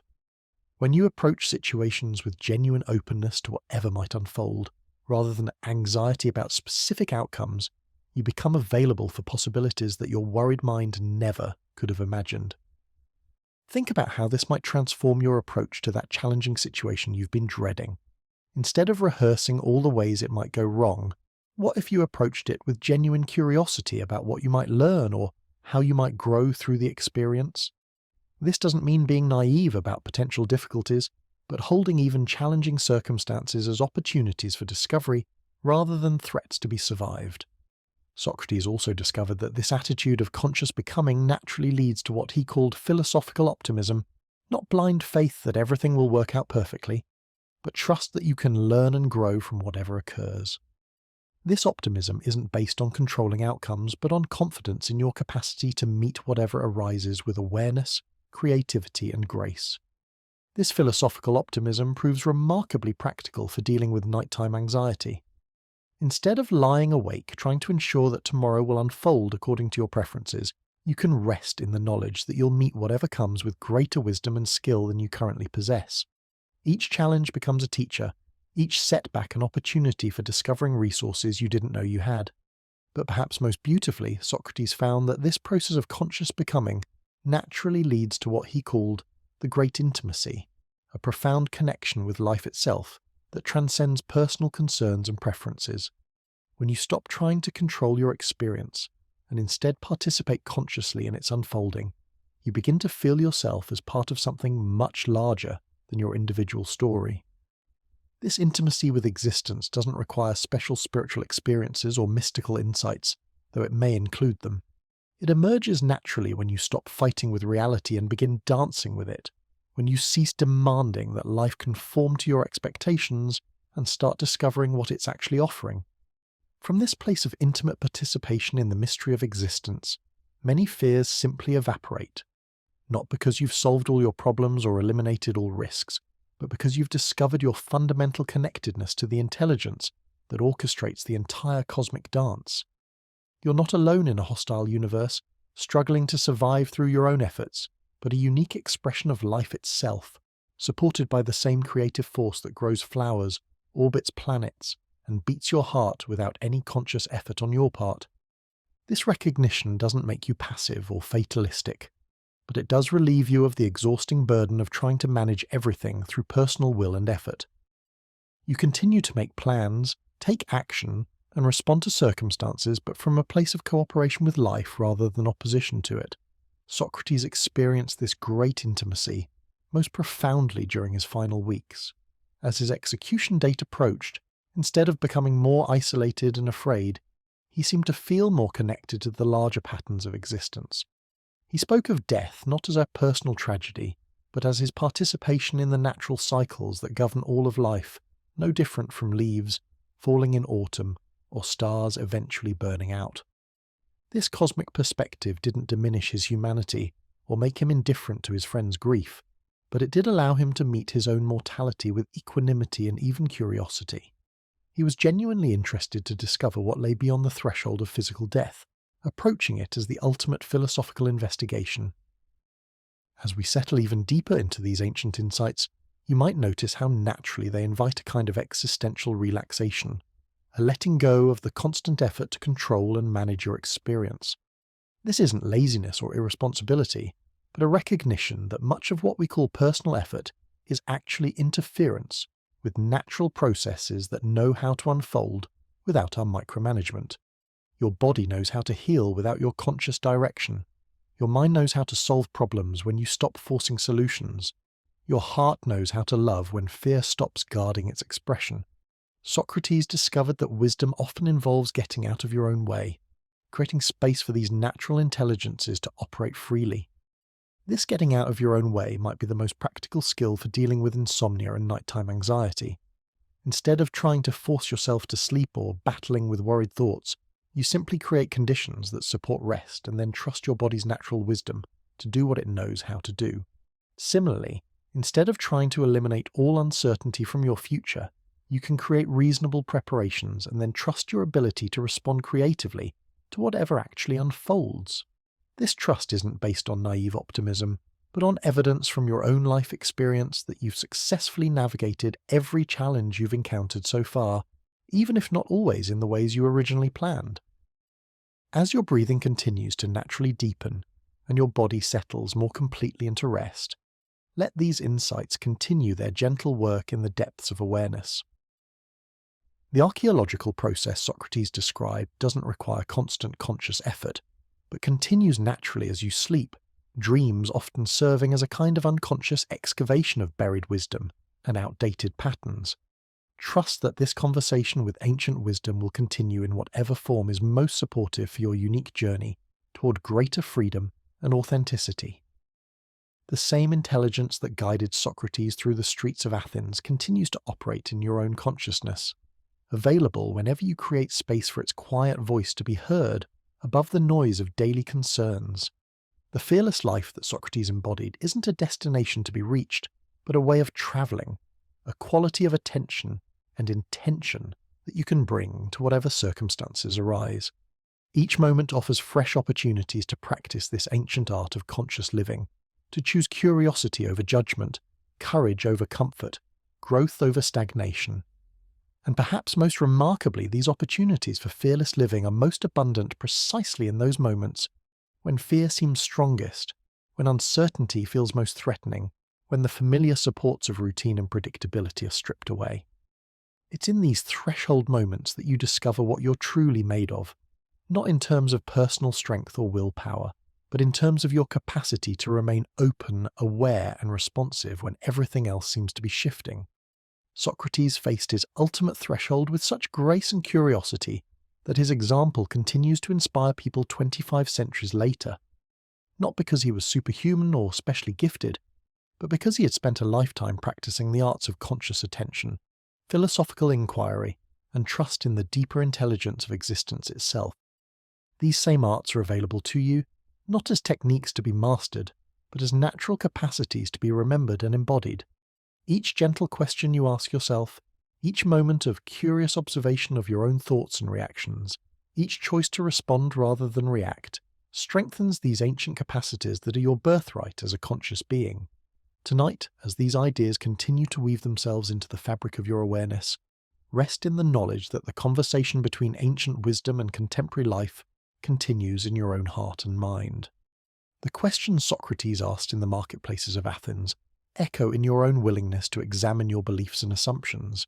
His courage to live according to his deepest values finds expression in your own choices to align actions with authentic values rather than social expectations. The journey toward fearless living that he pioneered continues in your own growing capacity to meet uncertainty with curiosity, to welcome difficult emotions as teachers, to trust the intelligence that operates beneath the surface of conscious thought, and to participate consciously in the great mystery of existence itself. As sleep calls more softly now, let yourself rest in the recognition that this ancient wisdom lives not in books or teachings, but in the very depths of your own consciousness, waiting patiently to be discovered whenever you create space for its gentle emergence. The fearless life is not a distant goal, but a present possibility, available in this very moment, in this very breath, in this very choice, to meet whatever arises with an open heart and a curious mind. The ancient philosopher understood something that modern sleep science is only beginning to rediscover, that the transition between waking and sleeping is not an empty void to be rushed through, but a sacred threshold where profound transformation becomes possible. In those liminal moments when consciousness begins to soften its grip on daily concerns, when the analytical mind starts to release its constant commentary, a different kind of awareness emerges, one that Socrates recognized as perhaps our most natural state. Picture him in those final nights, not tossing restlessly as we might expect from someone facing execution, but entering what he called the practice of conscious transition. Instead of fighting the approach of sleep or clinging desperately to waking awareness, he learned to ride the natural waves of consciousness like a skilled sailor navigating changing tides. This wasn't resignation or escape, but a kind of active receptivity, a willingness to participate consciously in processes that usually happen automatically. This brings us to Socrates' 18th secret, the art of threshold living. He recognized that some of life's most important insights arrive not during moments of intense focus or dramatic revelation, but in the quiet spaces between one state and another, between sleeping and waking, between knowing and not knowing, between one phase of life and the next. These threshold moments, he discovered, are portals to wisdom that remains hidden during ordinary consciousness. Think about your own experience of these in-between states. Perhaps you've noticed that solutions to problems sometimes appear just as you're drifting off to sleep, or that creative insights emerge in those drowsy moments before full awakening.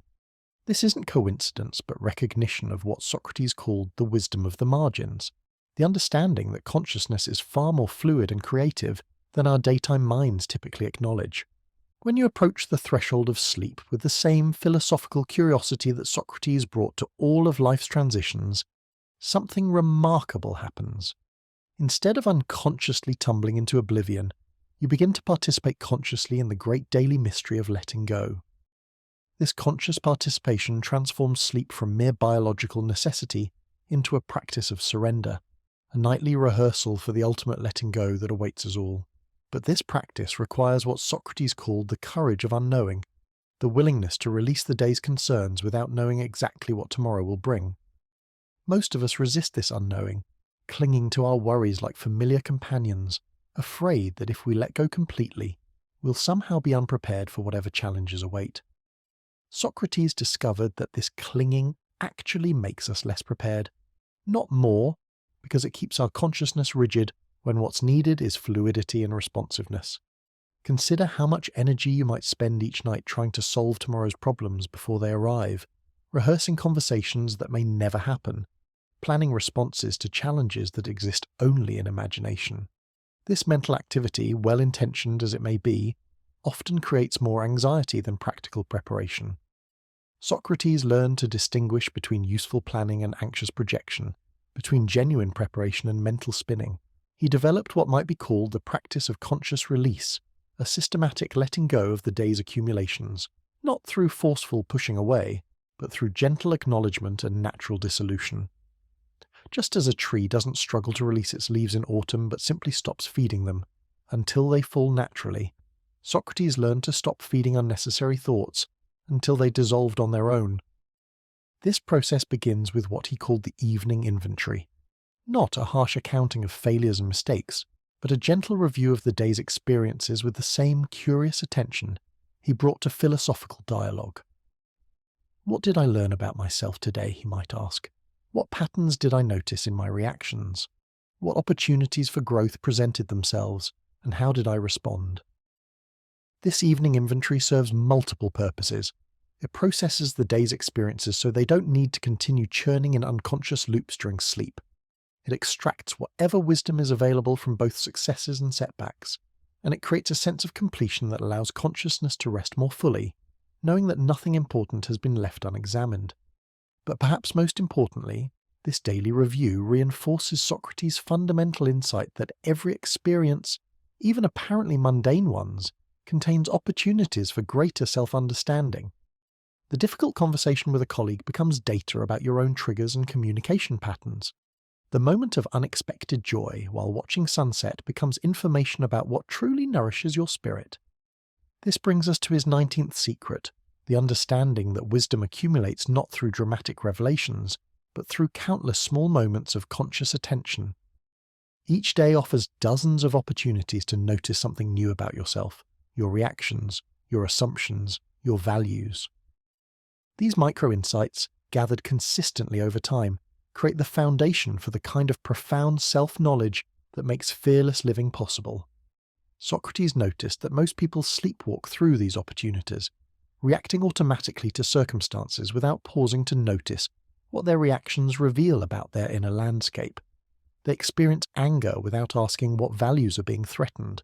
They feel anxiety without investigating what assumptions are being challenged. They encounter joy without exploring what conditions allow their spirits to flourish. This unconscious living, he realized, is itself a form of fear. The fear of what we might discover if we look too closely at our own patterns and motivations. But this fear is based on a fundamental misunderstanding. Self-examination doesn't reveal terrible truths that need to be hidden, but liberating insights that can free us from unconscious limitations. When you discover that your anger often masks hurt feelings, you can address the hurt more directly rather than expressing it as aggression. When you recognize that your anxiety frequently stems from perfectionist expectations, you can consciously choose more reasonable standards. When you notice that your joy emerges most naturally in moments of genuine connection with others, you can prioritize relationships over achievements that leave you feeling empty despite their external success. This kind of self-knowledge doesn't arrive through dramatic confrontations with your shadow self, but through patient, gentle attention to the ongoing stream of experience. Socrates compared it to watching clouds pass through the sky, noting their shapes and movements without becoming attached to any particular formation.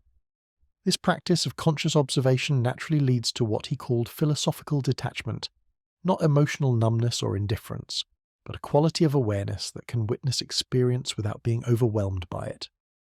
From this place of gentle detachment, even intense emotions become workable. Fear becomes information about what you value and want to protect. Sadness becomes data about what matters deeply to you. Even anger reveals your commitment to justice and fairness. When emotions are met with this kind of spacious awareness, they tend to move through your system more naturally, like weather patterns that arise, express themselves fully, and then dissolve without leaving lasting disturbance. It's the resistance to emotions, the attempt to control or eliminate them, that tends to create the most psychological suffering. Socrates discovered that this same principle applies to thoughts, especially the worried, anxious thoughts that tend to multiply in the quiet hours before sleep. Instead of fighting with these mental visitors or being swept away by their dramatic scenarios, he learned to observe them with the same detached curiosity he brought to interesting philosophical problems.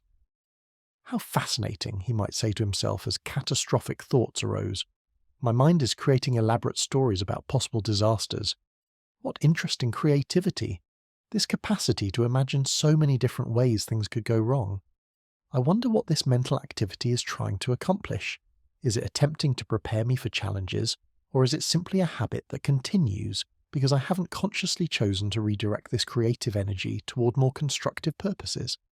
This kind of gentle inquiry often reveals that anxious thinking is actually a misguided attempt to gain control over uncertain situations.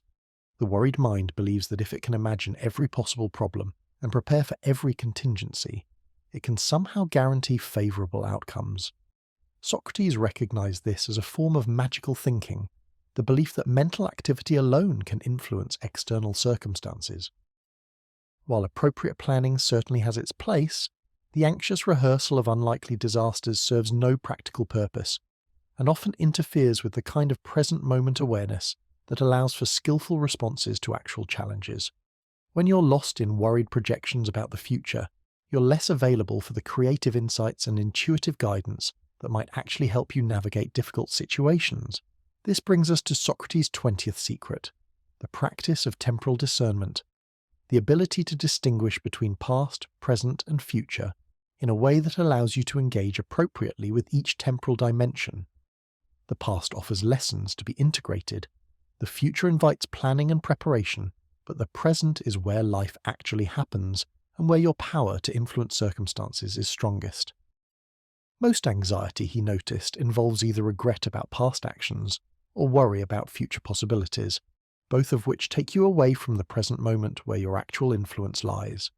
When you can learn from the past without being imprisoned by it, and prepare for the future without being consumed by it, you become much more effective in responding to whatever is actually occurring now. This temporal discernment proves especially valuable during nighttime hours, when worried thoughts tend to multiply in the absence of daytime distractions.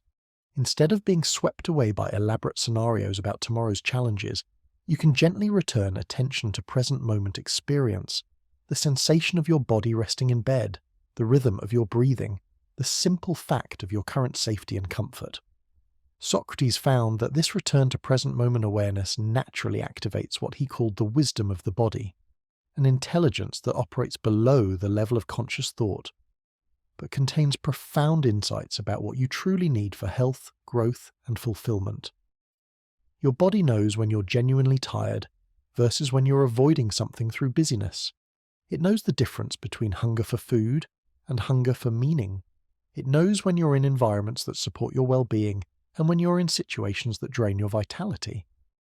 Learning to listen to this bodily wisdom requires what Socrates called the practice of embodied awareness, paying attention not just to thoughts and emotions, but to the subtle, physical sensations that accompany all psychological states.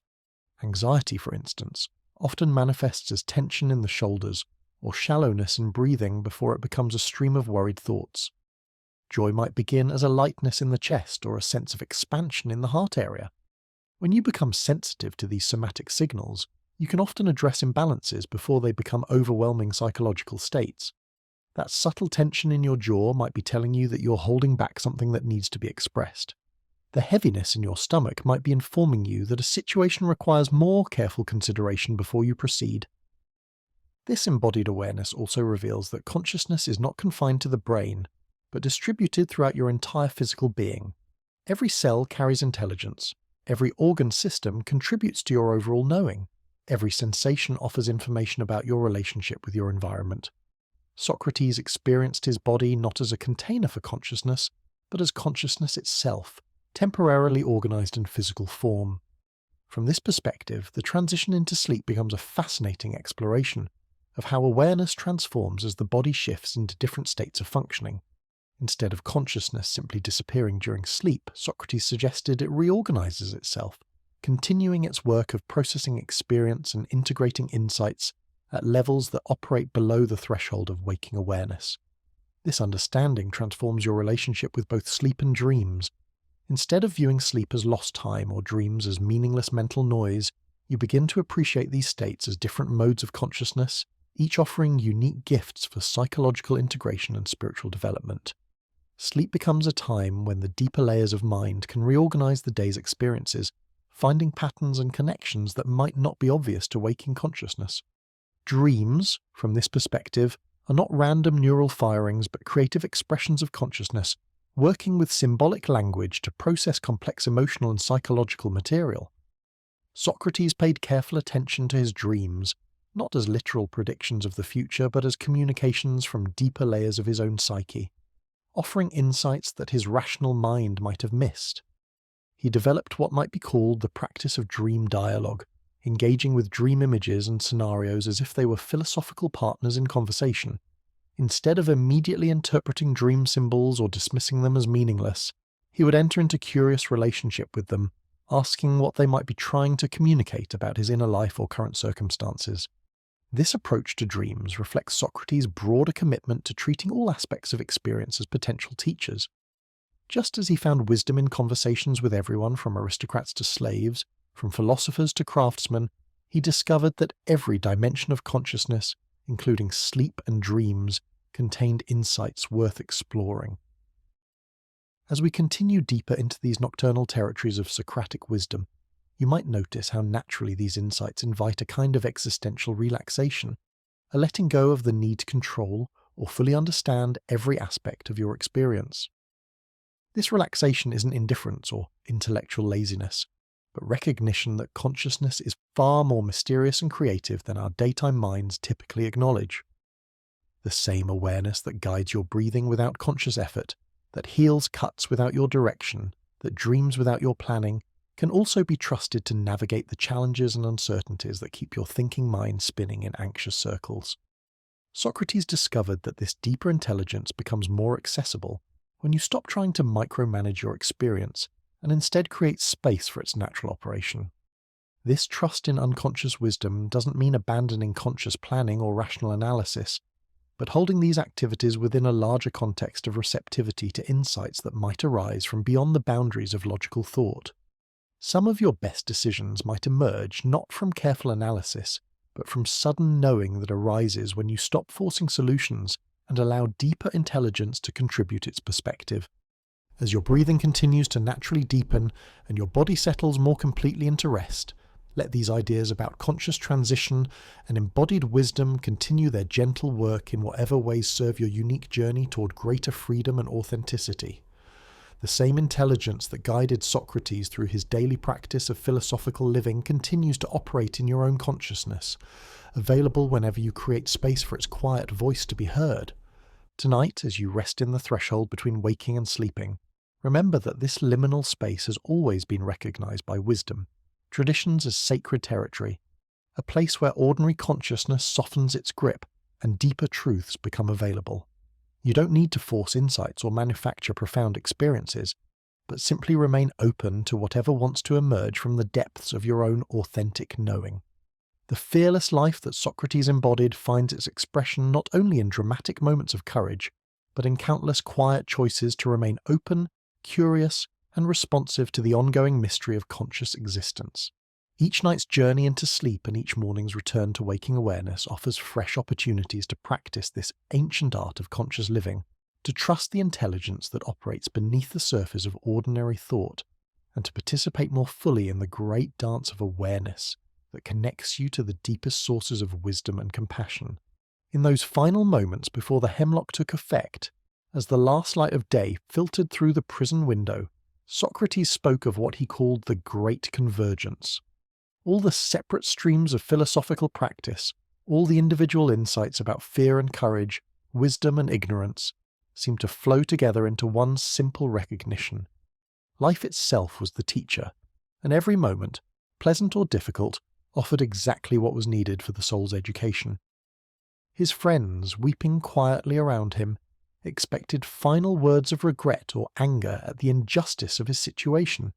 Instead, they found him expressing something that sounded almost like gratitude.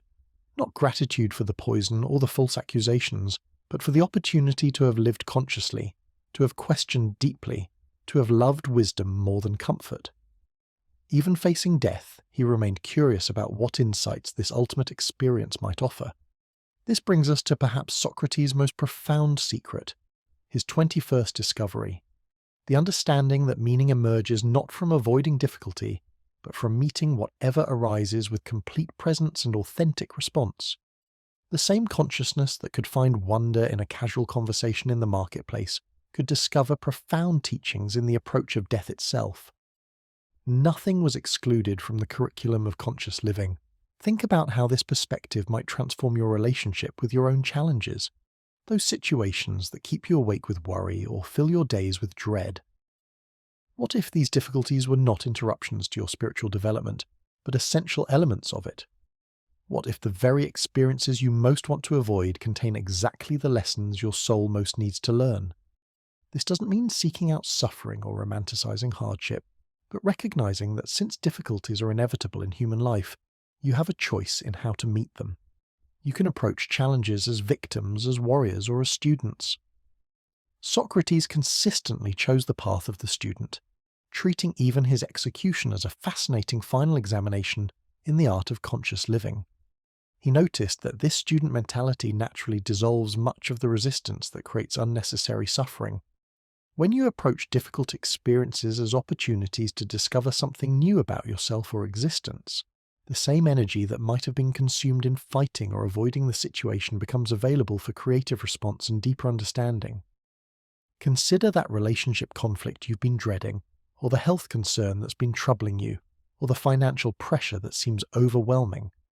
These situations undoubtedly contain genuine challenges that deserve thoughtful attention, but they also contain hidden curricula, opportunities to discover resources within yourself that you didn't know existed, chances to practice qualities like patience, creativity, or trust that might remain undeveloped in easier circumstances.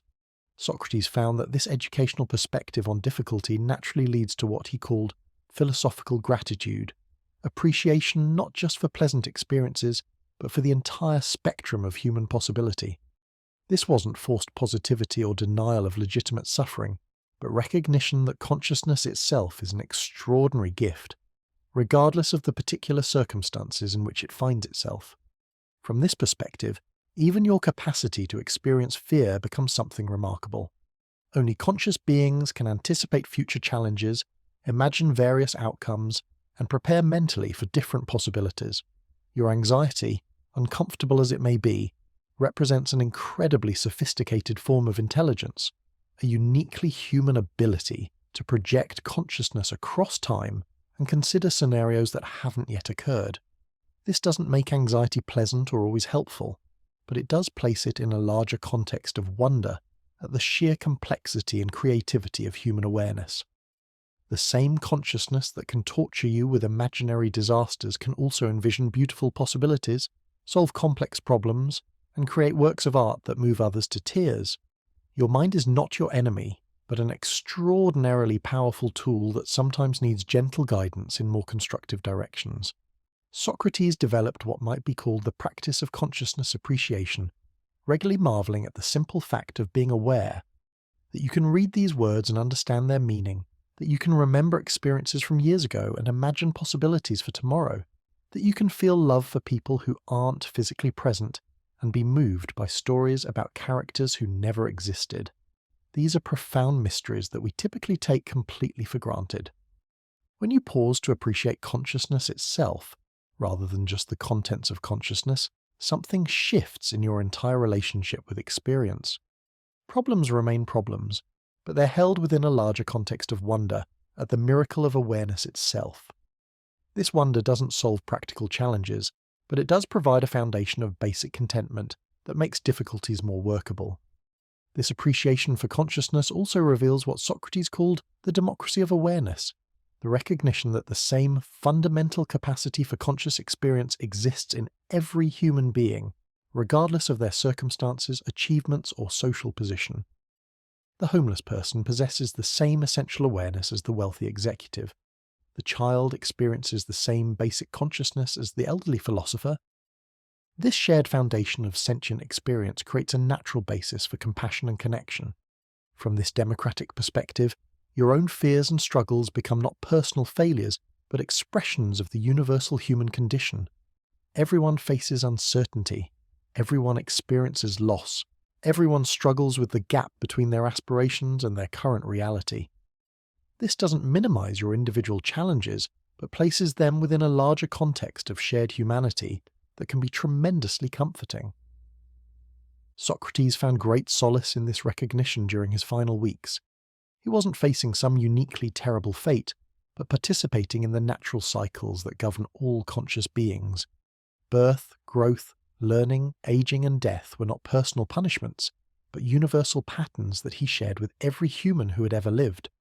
This cosmic perspective didn't eliminate the natural sadness of leaving beloved friends, but it prevented him from feeling singled out by fate or abandoned by the universe. This brings us to his 22nd secret, the cultivation of what he called existential companionship, the felt sense of being part of something larger than individual experience. This companionship doesn't require belief in specific religious doctrines or metaphysical theories, but emerges naturally from recognizing your fundamental connection to the ongoing stream of life that flows through all conscious beings. When you rest in this sense of existential companionship, isolation becomes impossible even in solitude. You're never truly alone because you carry within yourself the same consciousness that has animated every seeker, every questioner, every human being who's ever wondered about the meaning of existence. Your struggles are not private burdens, but variations on themes that have challenged thoughtful people throughout history. This perspective proves especially comforting during those dark hours when problems seem insurmountable and support feels unavailable. In those moments, you can remember that countless others have faced similar challenges and found ways through them. The same intelligence that guided them through their difficulties is available to you. The same resilience that allowed them to survive and grow exists within your own consciousness. Socrates often spoke of invisible mentors, the presence of wisdom, figures from the past whose insights remain available to anyone willing to listen. He felt accompanied by philosophers, poets, and ordinary people who had faced life's challenges with courage and creativity. Their physical forms had dissolved, but their discoveries about conscious living remained accessible to anyone who approached similar questions with genuine sincerity. You too have access to this invisible mentorship. Every book you've read that offered insight, every conversation that shifted your perspective, every moment when you discovered something new about yourself or existence. These experiences become part of your internal library of wisdom. In challenging moments, you can draw upon this accumulated understanding, asking what various mentors might suggest or how they might approach similar circumstances. But perhaps most importantly, Socrates recognized that your current struggles are creating wisdom that might serve others who will face similar challenges in the future. Your patient working through of difficulties, your discoveries about what helps and what doesn't, your growing capacity to meet uncertainty with grace, all of this becomes part of the invisible mentorship you offer to the ongoing stream of human consciousness. This recognition transforms personal growth from a selfish pursuit into a form of service. When you develop greater courage, wisdom, or compassion, these qualities don't benefit only you, but contribute to the overall evolution of human consciousness. Your individual awakening becomes a gift to the larger community of conscious beings, just as others' development has been a gift to you. From this perspective, working with your fears and limitations becomes not just personal healing, but a contribution to the healing of the human condition itself. Each moment you choose curiosity over judgment, courage over comfort, love over fear. You strengthen these qualities in the collective human psyche, making them more accessible to others who are struggling with similar challenges. Socrates lived this understanding so completely that even his death became a teaching, a demonstration that it's possible to face ultimate uncertainty with equanimity and grace. He wasn't trying to be heroic or prove anything to others, but simply living his deepest convictions about what makes life meaningful and death workable. His example continues to inspire people 25 centuries later, not because he was superhuman, but because he showed what becomes possible when human consciousness is developed to its natural potential. This brings us to his 23rd secret, the recognition that your life itself is a teaching, whether you're conscious of it or not. Every choice you make, every response to difficulty, every moment of kindness or courage creates ripples in the field of human consciousness that extend far beyond your individual awareness. You're always modeling something for others, demonstrating through your actions what you believe about how life should be lived. When you understand this responsibility, not as a burden, but as an opportunity, it naturally calls forth your highest qualities. You begin to ask not just, what do I want, but what kind of example do I want to set? Not just how can I be happy, but how can I live in a way that contributes to the well-being of others? These questions don't eliminate self-care, but place it within a larger context of service to the evolution of consciousness itself. As we drift even deeper into these final territories of Socratic wisdom, you might notice how these insights naturally invite a profound settling, not just of the body preparing for sleep, but of the soul recognizing its place in the larger patterns of existence. This settling doesn't come from having all the answers, but from resting in the questions that connect you to the deepest sources of meaning and purpose. The same awareness that allowed Socrates to face death with curiosity rather than terror lives within your own consciousness, waiting to be discovered whenever you approach life's mysteries with genuine openness and courage. You don't need to achieve some special spiritual state or accumulate vast knowledge, but simply remain available to the wisdom that emerges when fear stops clouding your natural intelligence. Tonight, as these ancient insights continue to work in the depths of awareness, trust that the conversation between wisdom and lived experience continues in your own heart and mind. Each challenge you face with consciousness rather than reactivity, each fear you meet with curiosity rather than resistance, each moment you choose growth over stagnation, carries forward the timeless human journey toward greater freedom, wisdom, and love. The fearless life that Socrates embodied doesn't require dramatic gestures or perfect circumstances, but lives in countless small moments of conscious choice, authentic response, and trust in the intelligence that operates beneath the surface of ordinary thought. As sleep calls more gently now, rest in the knowledge that this intelligence continues working even in dreams, even in the mysterious territories of unconscious processing, weaving insights and healing into the fabric of your being in ways that conscious effort alone could never accomplish. In the gentle hours that followed his final teachings, as Athens slept unaware that one of history's greatest minds had passed into mystery, something remarkable occurred. The ideas he had planted through decades of patient questioning didn't disappear with his physical form, but began to take root in ways he could never have anticipated. Students who had seemed barely to listen suddenly found themselves applying his methods to their own inner turmoil. Strangers who had overheard fragments of his conversations discovered they could no longer accept inherited beliefs without examination. This brings us to what might be called Socrates' final gift. Though he never intended it as such, the understanding that wisdom is not a possession to be hoarded, but a living force that multiplies when shared. Every person who learns to question their assumptions with genuine curiosity becomes a teacher for others. Every individual who develops the courage to live authentically gives others permission to do the same. The ripple effects of conscious living extend far beyond what any single person can track or measure. Consider your own experience of learning something that truly transformed your perspective. Perhaps it was a book that shifted how you understood relationships, or a conversation that opened new possibilities for your career, or a moment of insight that changed your entire approach to handling stress. That transformative knowledge didn't remain static within you, but began to influence how you interacted with others, the advice you offered friends, the choices you modeled through your daily behavior. This is how wisdom spreads, not through grand proclamations or formal teachings, but through the quiet influence of people who have learned to live more consciously. When you develop greater emotional resilience, those around you feel safer to explore their own vulnerabilities. When you learn to respond to criticism with curiosity rather than defensiveness, you create space for more honest communication in all your relationships. Socrates understood this multiplication effect intuitively. He never wrote books or established schools, yet his influence on human thought exceeded that of most philosophers who produced volumes of systematic theories. This wasn't accidental, but reflected his deep recognition that the most powerful teaching happens through embodied example rather than abstract instruction. This brings us to his 24th secret, the practice of unconscious mentorship, the recognition that you're always teaching something through how you choose to live, whether you're aware of it or not. When you handle setbacks with grace, you demonstrate to everyone who knows you that resilience is possible. When you admit mistakes without defensiveness, you show others that fallibility and dignity can coexist.